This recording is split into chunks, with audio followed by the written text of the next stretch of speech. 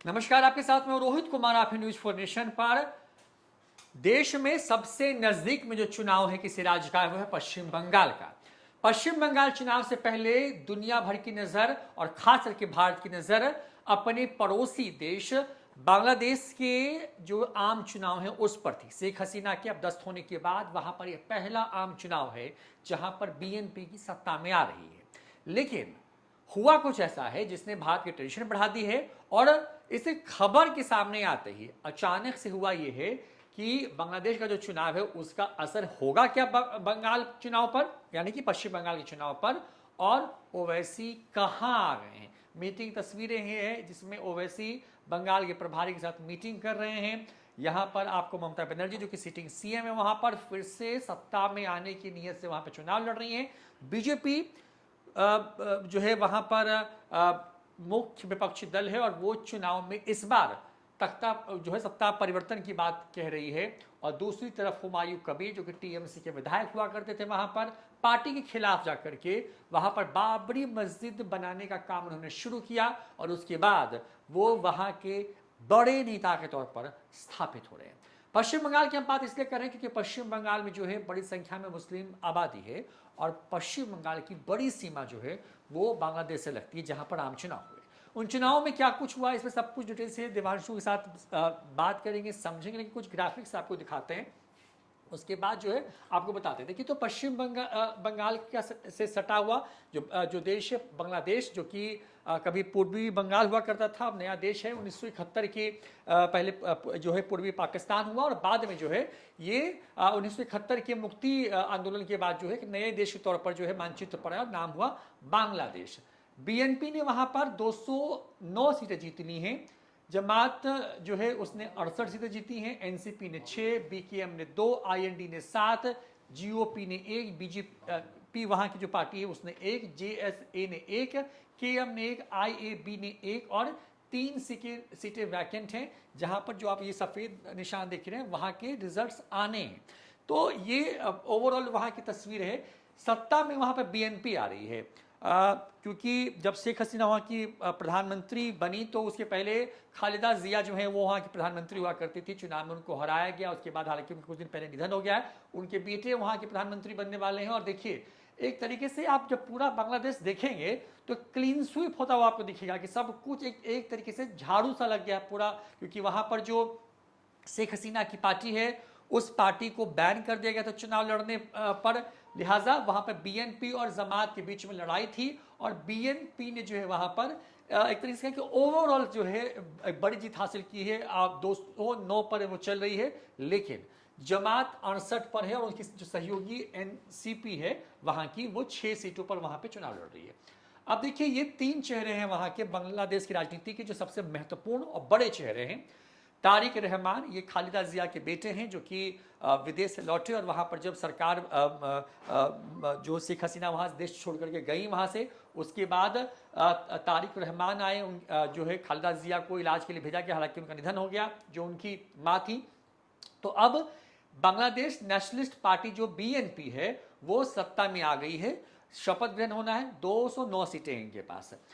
शफीकुर रहमान ये जो है बांग्लादेश जमाती जो है इस्लामिया जो है ये एक पार्टी है, उनकी चुनाव लड़ रही है। 1971 में कहा जाता है इस पार्टी के बारे में कि उसने बांग्लादेश का साइड नहीं लेकर के पाकिस्तान का साइड लिया था।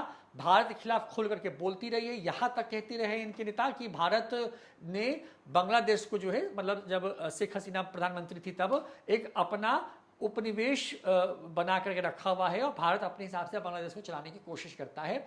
तो इस पार्टी ने भी कमाल किया। हालांकि यहाँ पर यह था कि वो सत्ता में आने की बात कर रही थी लेकिन ऐसा नहीं हुआ और यहाँ पे 68 सीटें जो है जीतती है और मुख्य विपक्षी पार्टी आप कह सकते हैं कि ये जमाते जो इस्लामिया है वो बनी है। अब नाहिद इस्लाम है, 6 सीटें जीत कर क्या है, नेशनल सिटीजन पार्टी एनसीपी, जो वहां पर आंदोलन हुआ जिसकी वजह से शेख हसीना को देश छोड़ के भागना पड़ा, उस आंदोलन में इस पार्टी की बड़ी भूमिका है। कहते हैं कि वहां की जो युवा आबादी थी, जो वहां की जेनजी थी, वो इसी पार्टी के या इन्हीं नेताओं के आह्वान पर सड़कों पर आई और स्थिति ऐसी हो गई कि देश के प्रधानमंत्री को देश छोड़ करके भागना पड़ा। तो ये हमने आपको ग्राफिक्स दिखाई। अब आपको दिखाते हैं पश्चिम बंगाल और बांग्लादेश में क्या है।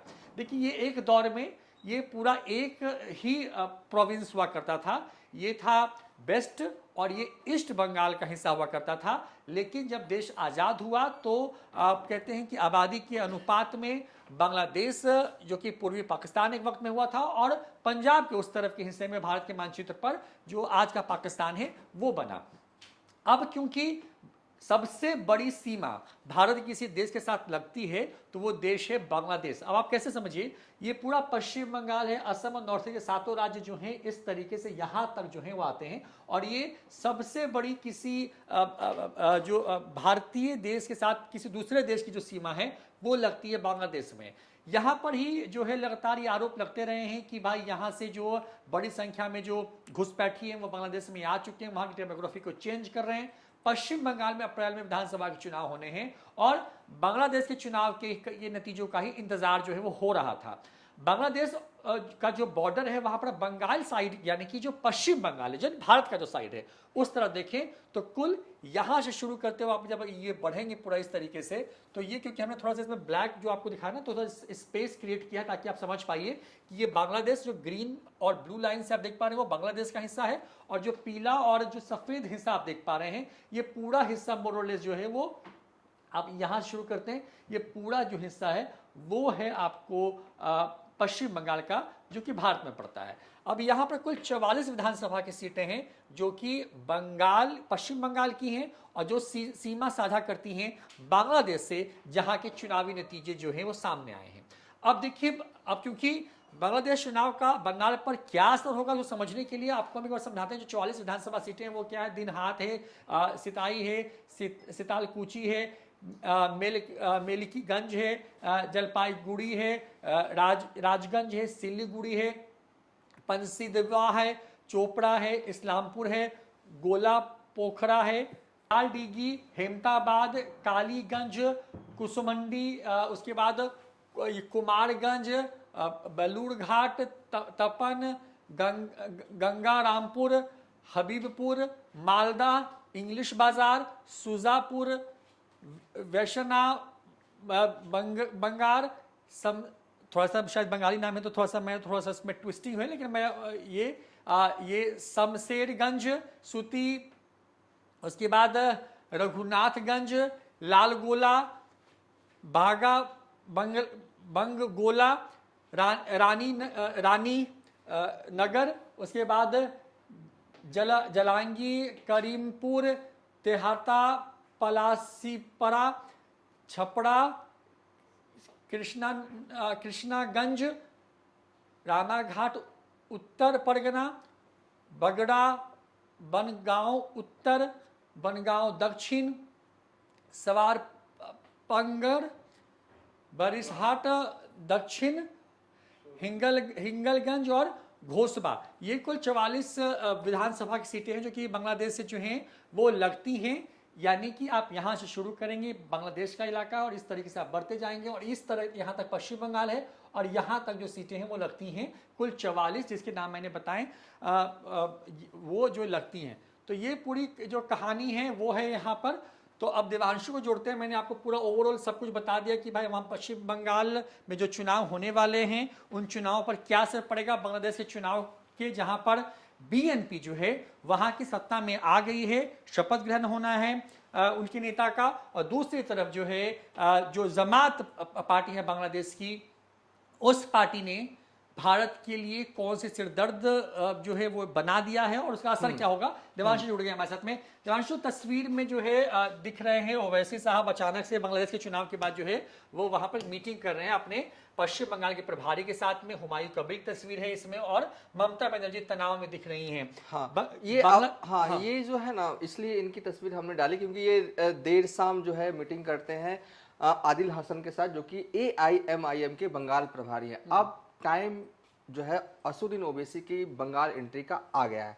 कहा जा रहा था कब आएंगे कब तक आएंगे, हुमायूं कबीर के साथ गठबंधन कब होगा। हालांकि इससे पहले वाली वीडियो में हमने बताया रोहित कि एक रैली भी जो है वो आदिल हसन जो है इनके साथ मंच साझा कर देते हैं। अब जो है तमाम डिटेल रिपोर्ट जो है बंगाल इलेक्शन को लेकर, ये मीटिंग जो है 1-to-1 मीटिंग थी, पूरा डिटेल जो है वो बात जो है वो आदिल हसन ने बंगाल को लेकर जो है असदुद्दीन ओवैसी के सामने रखा है।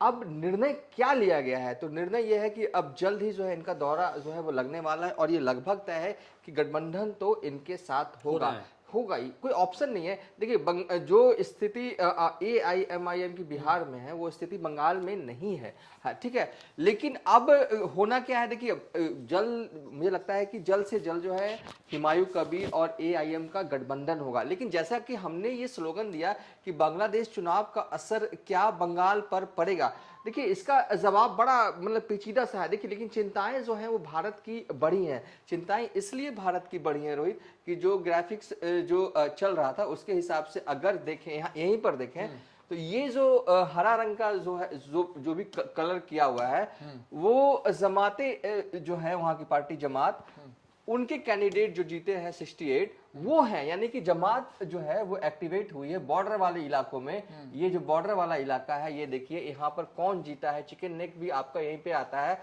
और ये इन सब इलाकों में जो है वो जमात के जो है कैंडिडेट जो है सांसद हाँ वो जीते। यहाँ तक देखिए, यहाँ तक हरा, ये अगर नक्शे पर अगर देखें भले ही 209 सीट लाने में जो है वो BNP जो है वो कामयाब हो पाती है, लेकिन जमात सत्ता में नहीं आती। देखिए भारत के लिहाज से देखें तो अगर सिंपल तरीके से देखें, देखिए अगर बंगाल और बांग्लादेश पर आपको डिटेल एडवांस वर्जन में चाहिए ना तो अंकित अवस्थी सर ने बड़े अच्छे से और मतलब कि इस पे जो है वो लगातार वीडियोस बना रहे हैं। लेकिन सिंपल वर्जन में अगर आपको देखना है समझना है तो हम बस इतना कहेंगे कि भले ही देखिए दो ही ऑप्शन था, या तो जमात सत्ता में आती या तो BNP सत्ता में आती, और जमात से मच बेटर है कि BNP सत्ता में आ गई भारत के लिहाज से, तीसरा कोई ऑप्शन था ही नहीं।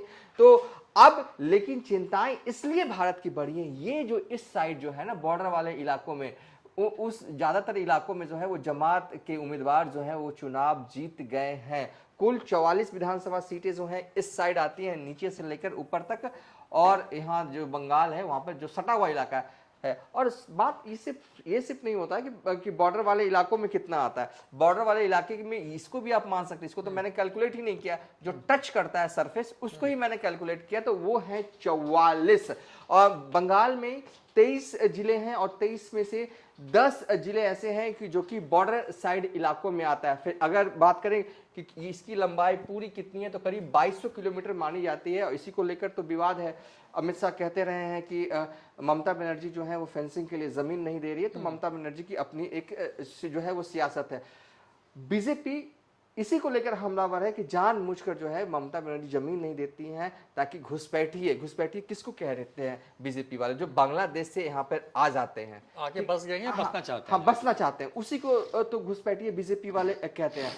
अब रहा जो हमने स्लोगन दिया कि क्या असर पड़ेगा, देखिए असर तो उस रूप में नहीं पड़ना है, लेकिन चिंताएं इसलिए बढ़ी हैं क्योंकि इस साइड जो है ना वो सब जमात के कैंडिडेट जो जीत गए हैं ना, वो थोड़ी सी चिंताएं जो है वो बढ़ा रही है। हालांकि चुनाव में इसका हमें नहीं लगता कि कोई ऐसा असर है, लेकिन अब वहां पर पॉलिटिक्स सीधे तौर पर मतलब कि ध्रुवीकरण वाली पॉलिटिक्स जो है रोहित वहां पर हो रही है, अभी हो रही है।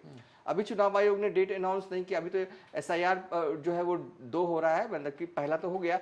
अब देखिए क्या बयानबाजी हो रही है। महाराष्ट्र की रहने वाली है नवनीत राणा, और ये कह रही हैं कब्र के लिए जगह नहीं मिलेगी। किसको? हुमायूं कबीर को। बाबरी मस्जिद बनाने वाले हुमायूं कबीर, तेरे को हिंदुस्तान में खुद की कब्र के लिए भी जगह नहीं मिलेगी। हम पूरे हिंदुस्तान हम पूरे हिंदू बंगाल में आकर बता देंगे कि हिंदुओं की ताकत क्या। देखिए ये जो है ना पोलराइजेशन पॉलिटिक्स जो है वो अब ऑन कर दिया गया है, और क्योंकि बीजेपी जानती है बीजेपी के पास ज्यादा स्कोप है नहीं। हालांकि हिंदू मुस्लिम उस रूप में बंगाल में होता नहीं है, लेकिन करने की कोशिश जो है वो की जाती है। ये महाराष्ट्र की रहने वाली बंगाल जाएंगी। अब ये बताइए, हुमायूं कबीर ने भी जवाब दिया एक चैनल को इंटरव्यूज में। आज ही उन्होंने कहा है जब हर कोई धर्म के नाम पर राजनीति कर रहा है तो मैं क्यों ना करूं। ममता बनर्जी ने इतने सारे मंदिर बनवा दिए, बीजेपी सालों से यही कर रही है, तो मेरे पास इसके अलावा कोई चारा नहीं बचा था। अब मतलब कि ये दिखने लगा है रोहित कि बंगाल में खुले तौर पर मतलब कि पोलराइजेशन वाली जो पॉलिटिक्स हो रही है ना वो एकदम शुरू है, एकदम खुले तौर पर। अब इसका असर मतदाताओं पे क्या होगा अब ये देखना होगा। हालांकि जमात जो हम कह रहे हैं कि इसे कट्टरपंथी प्रो पाकिस्तानी इनकी पार्टी है, और इनके जो जीत के आए हैं बॉर्डर साइड इलाकों में, और इस साइड जो इलाका है ना, सब मुर्शिदाबाद, ये सब जो बॉर्डर वाले इलाके हैं, सब मुस्लिम बहुल इलाके जो हैं यहाँ पर आते हैं। तो इसका क्या इम्पैक्ट, ऐसा तो कोई डायरेक्ट इम्पैक्ट है नहीं, लेकिन हाँ, ये जिस तरीके से बंगाल में अभी देखने को मिल रहा है कि खूब मतलब कि कोशिश की जा रही है अपर लेवल की तरफ से नहीं, लेकिन लोअर लेवल पे ही सही, कि हिंदू मुस्लिम वाले पॉलिटिक्स जो है वो ऑन हो। क्योंकि बीजेपी को ये कहीं ना कहीं ये लगता है, बीजेपी भी ये जानती है कि हुमायूं कबीर जितना असर करेंगे उतना ही फायदा जो है वो होगा बंगाल में बीजेपी को। अब बीजेपी वाले आज की तारीख में तो ये जरूर चाहेंगे कि इनका गठबंधन जो है एकदम हो, हर हाल में हो, क्योंकि जिस तरीके से अभी देखने को मिल रहा है भारत के नक्शे पर धीरे धीरे ही सही AIM जो है वो बढ़त बनाते जा रही है। चाहे वो महाराष्ट्र के नगर निकाय चुनाव में देखा, तेलंगाना वाला नगर निकाय में भी हमने देखा, और यूपी में अभी से ही जो है वो सपा वाले तैयारी चल, जिस तरीके के बयान आ जाते हैं ना, कहते हैं कि यूपी में एक सपा के एक नेता कहते हैं कि आप यूपी में आइएगा तो साइकिल पर सवार होकर रह आइएगा। मतलब एक तरह से कोशिश हो रही है कि AIM और सपा का गठबंधन, हालांकि अभी तक कुछ हो नहीं रहा है उस दिशा में। अभी AIM और दलित संगठनों का गठबंधन बनाने की कोशिश हो रही है, लेकिन इनकी जो दखल है, इनकी जो स्वीकारता है मुस्लिम समाज में जो है वो बढ़ी है असुद्दीन ओवैसी की। जो लोग असुद्दीन ओवैसी को वोट नहीं भी करते रोहित, वो उनके मन में असुद्दीन ओवैसी के लिए सम्मान है। और क्योंकि अब बंगाल को लेकर आज हमें लगता है कि असुद्दीन ओवैसी ने अपनी पार्टी की पहली मीटिंग की है। इससे पहले मतलब कि असुद्दीन ओवैसी ने खुद, हाँ हालांकि उन्होंने प्रभारी नियुक्त किया आदिल हसन को, आदिल हसन वहां पर गए भी, AIM की मीटिंग जो है वो बंगाल में करते भी हैं, मुर्शिदाबाद वाले हुमायूं कबीर के साथ रैली भी साझा करते हैं। अब हैदराबाद पहुंचे हैं, हैदराबाद में जो अपने जो नेता हैं उनको पूरे डिटेल रिपोर्ट जो है वो दे रहे हैं, बता रहे हैं कि इतनी सीटों पर AIM लड़ सकती है, हुमायूं कबीर के साथ गठबंधन करने में कितना फायदा उनका है, और इसके जो ड्रॉबैक, जब किसी चीज का फायदा होता है तो उसके कुछ नुकसान भी जरूर होते हैं। इसके क्या नुकसान होंगे तो डिटेल में जो है आदिल हसन, बिहारी आदिल हसन, बिहार के ही रहने वाले हैं। बिहार विधानसभा चुनाव 2025 बलरामपुर से इन्होंने चुनाव लड़ा था और महज 350 वोटों से जो है वो चुनाव लड़ा था। तो कहने का तात्पर्य है बंगाल चुनाव का रोहित वाइंड अप कर देते हैं। हमने बहुत सारे ग्राफिक दिखाई, नई जानकारी जो इस वीडियो में दिखाया, ये तो सबके पास ये गूगल पे मौजूद है। 209-68 ये जीता, वो हम गूगल से ही निकाल के लाए थे। लेकिन ये जो जानकारी है 44 विधानसभा आपको गूगल पे नहीं मिलेगा, और ये जो विधानसभा है ये आपको गूगल पे नहीं मिलेगा। ये हमने आपके लिए निकाले हैं। 44 विधानसभा सीटें जो हैं वो बॉर्डर पे लगते हैं। 44 है, लेकिन और भी विधानसभा सीटें हो जाती हैं, जैसे ये हो गया। तो मतलब कि कुल मिला के आप कह सकते हैं रोहित कि 60 विधानसभा का क्षेत्र बहुत बड़ा नहीं होता है कि मतलब प्रभाव नहीं डाल पाए। हाँ, कुछ ऐसे विधानसभा है ना कि देखिए ना, जैसे कि ये विधानसभा, तो ऐसा इसको भी हम लोग अगर माने तो ये भी जो है वो बॉर्डर वाला ही विधानसभा आता है। तो हमने इस वीडियो में आपको क्या बताया, हमने आपको इस वीडियो में बहुत ही इंपॉर्टेंट जानकारी ये दी कि कुल 44 विधानसभा सीट जो है वो बॉर्डर पर लगते हैं, बांग्लादेश बॉर्डर पर, बंगाल वाले साइड। और साथ ही ये बताया कि अभी के हिसाब से ऐसा लग रहा है कि पोलराइजेशन पॉलिटिक्स जो है वो बंगाल में सीधे तरीके से ऑन है। जिसको जहां से मौका मिल रहा है वो जो है वो पोलराइजेशन पॉलिटिक्स कर रहा है। अब जनता जनार्दन को तय करना है कि वो किसके साथ है। जिस तरीके से हमने देखा कि बीते दिनों ईडी रेड के दौरान ममता बनर्जी जो है वो सीधे घुस जाती हैं, उसके बाद से है उनकी पॉपुलैरिटी जो है कहीं ना कहीं पॉजिटिव में जो है वो पूरा मैसेज जो है वो ममता बनर्जी के लिए पूरे बंगाल में गया था। और बीजेपी भी अच्छे तरीके से जानती है अगर उसे बंगाल फतह करना है तो हुमायूं कबीर का चलना बहुत ज़रूरी है। फिलहाल अभी तक के लिए इतना ही। आप देखते रहिए न्यूज़ फॉर नेशन।